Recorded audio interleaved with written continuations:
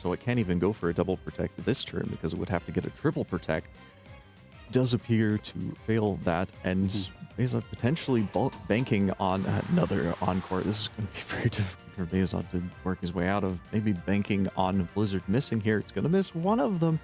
Unfortunately, the Snorlax and Fluttermane is going to go down. Doesn't get to do anything in this game either. Blizzard just being such a problem.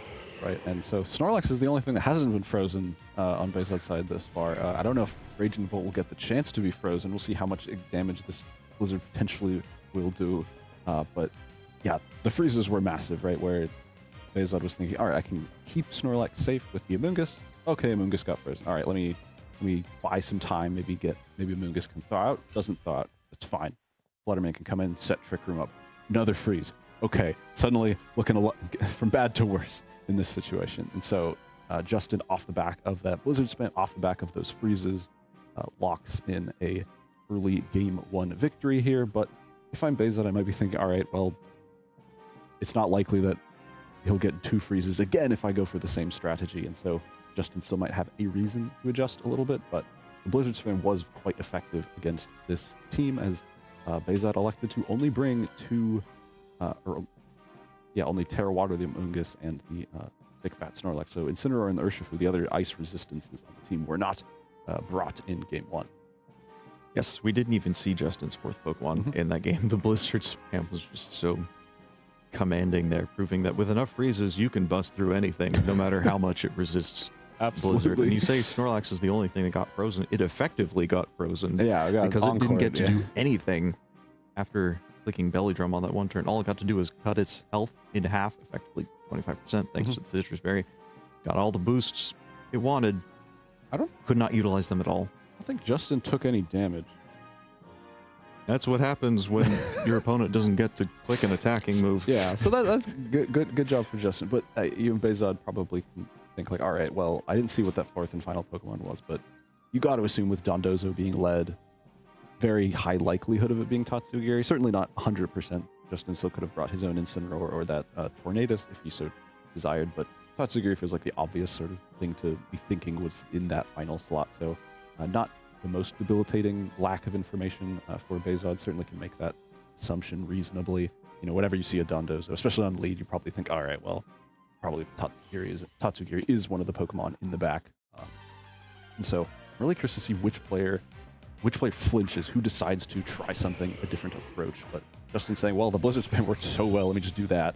And Bezod saying, all right, well, you're not going to freeze both of these Pokemon again now, are you? Pretty unlikely here. We do see Snow Warning activated as Ninetales actually being led straight up this time. Justin saying, I don't need to switch it in turn 1. I can just lead with it because nothing's really... I don't think that you're going to lead anything to threaten it here. And not wrong. He does have to contend with the possibility of the Terra Water Spore that we saw attempted in turn 1 of game 1. We'll see if Blizzard is able to bail Justin out of that particular situation again, but not the most likely way to get out.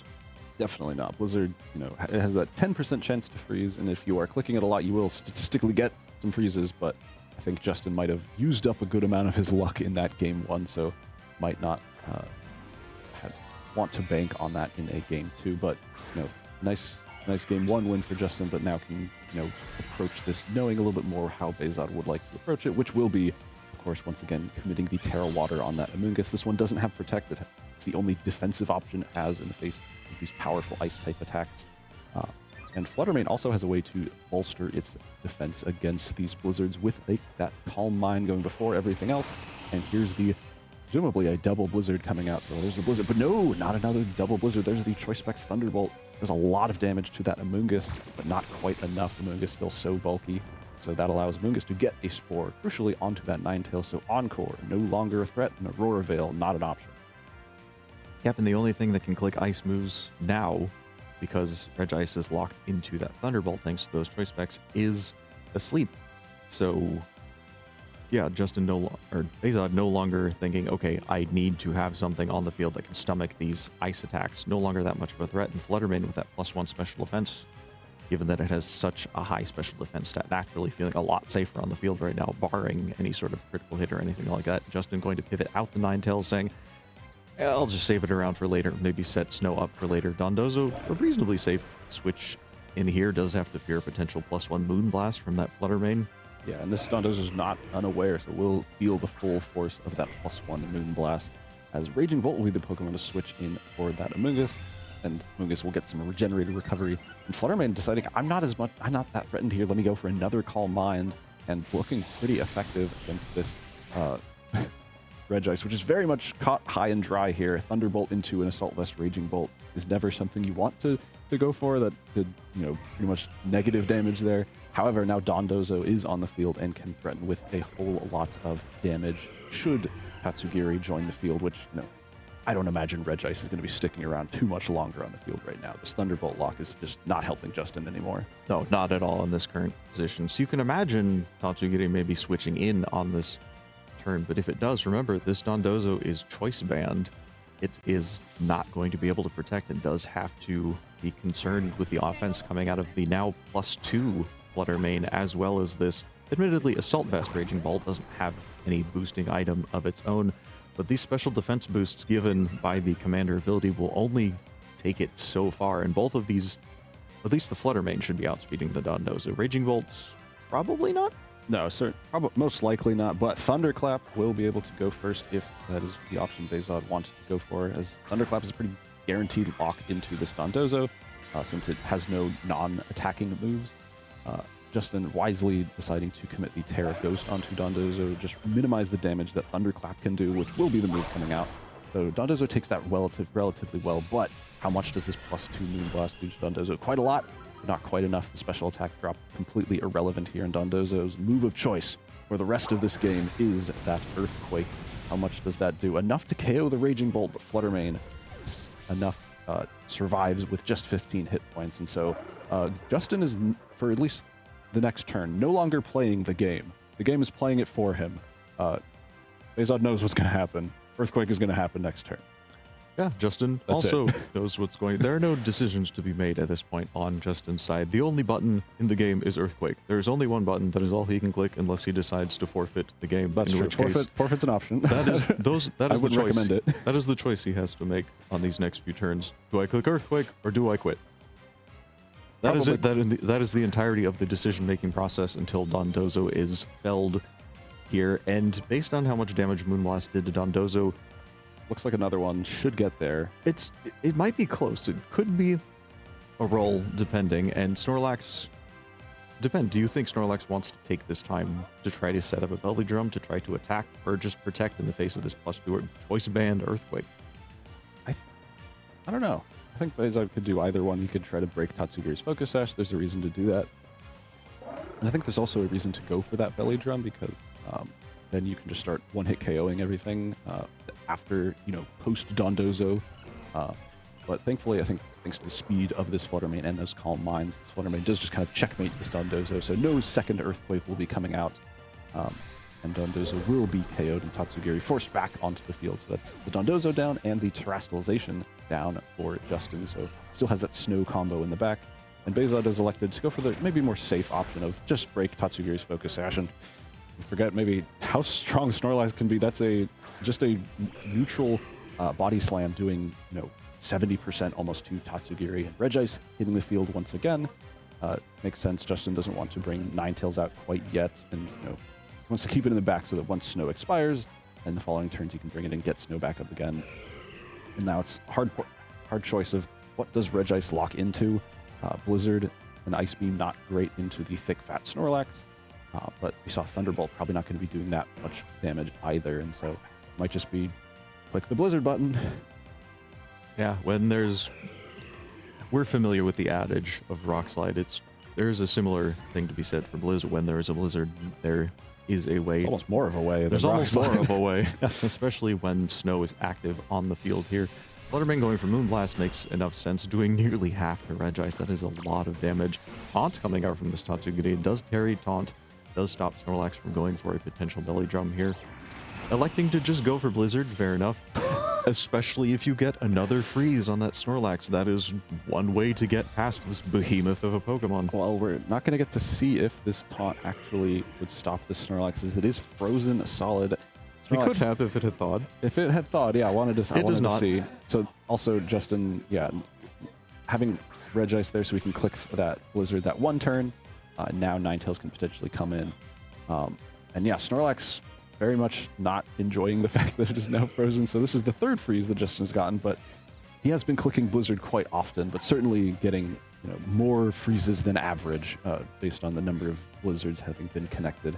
And Bezod is back to the 2 Pokemon he had led game 1 with the Terra Water Amoonguss and that Snorlax. And so there's still a lot of potential for Bezod, but needs a thaw pretty soon. Yeah, Snorlax is now the only real offensive threat on his side. The Amoonguss does carry Sludge Bomb. It does have that going for it. Can do meaningful damage that way, especially to the Ninetales in the back, because as we know, Ninetales is still asleep, and Regice actually going to be the one to pivot out. Interesting. So yeah, Regice switching out for the Ninetales instead. I thought the most obvious thing would be to switch the Ninetales out for the Tatsugiri to get more accurate Blizzards, but potentially trying to stop a Spore into that. But the Draco Meteor just connects, and that's Amoonguss gone, and so Bezod's only hope is this still frozen Snorlax. So I don't think it's quite impossible yet, but the Snorlax can only go for heavy slams and body slams, and it is still frozen solid once again here. And so looking very rough to deal with as Snorlax also taunted for one more turn, so it would want to get up a Belly Drum to potentially one-hit KO the rest of Justin's Pokemon, but doesn't have the option to do that, especially with the Encore.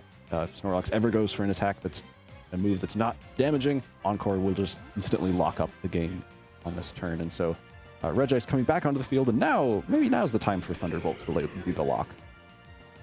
Thunderbolt, not an unreasonable lock here. However, Blizzard being same type attack bonus boosted, and Snorlax remaining frozen. If I'm Justin, I might think, okay, well, oh, and there's also Ice Body on Regice. Yeah, we didn't nice. really talk about that. Regice going to passively gain leftovers just for existing in this particular weather. Yes, if I'm Snorlax, I'm not feeling great right now. No, this third freeze has been just as bad as the other ones. Ninetales also just gets the one-turn Wake, why not? Here's the Moonblast. Does a little bit of damage to that Snorlax, but it shrugs it off well enough. The Choice Specs Thunderbolt also doesn't do a whole lot to Snorlax, but that is now the Citrus Berry being eaten, and that is Snorlax is no longer going to be healing anymore in this game. It is frozen solid once again. Does freeze end? Apparently, in this experience, I don't know if it does. It is really cold outside, and Bezod reasonably decides, okay, you know what? I think let's just uphill too much of an uphill battle to climb. Onward and upward. The day is young. I don't want to. Let's just. This happened. I'm gonna. We continue. Let's move on here. So that will be Justin taking Swiss round 1 in our Bay Area Invitational trial run here today. Definitely, probably. Well, good job, Freeze. Make the game a little bit more interesting, a little sillier. I think in that situation where those 3 freezes certainly made the game a lot more in Justin's favor. All 3 of them. Yeah, all 3 of them, honestly. And the no thaws. So that really, was the story of that game. I would have loved to see how it would have looked like without, at least 2 of those freezes. I think maybe one's fine, but yeah, at this point, Pokemon is a game where there's a fair amount of randomness in it, and Bezod's certainly feeling the bad side of that to start out today. But the day is still young, has time to bounce back, and I still really like the team that he's brought. I think it's very interesting. I love the Flutter Mane set, super cool. And we saw how powerful it was before it got frozen, doing great job to lock down that Dondozo. Those Calm Minds were super impactful, and I think it's certainly got some legs here. So I wouldn't write him off by any means, right? Former regional champion, certainly in the 0-1 table is going to be a menace for anyone to face. Oh, for sure. Yeah, and we saw Terra Water, Amoonguss, and Snorlax would have been very okay taking repeated blizzards had they not both gotten frozen at different points. Then it becomes a bit of a different story, because then they can take blizzards as well as they want. If they're not doing anything in return, the game is just slowly slipping out of Bezod's hands. Right, because Blizzard will always do at least some damage, even if you have Thick Fed, even if you resist. It's going to do at least some damage, and so there is always a number of blizzards that you can use before something will get KO'd to it, and so especially because they're not like double resist, like it's not a thick fat dugong or something that's taking like 5 damage or something, and so it would be immune to freeze. It would be immune to freeze, though. Yeah, should have been Terra Ice Amoonguss, then you would have been fine, I guess.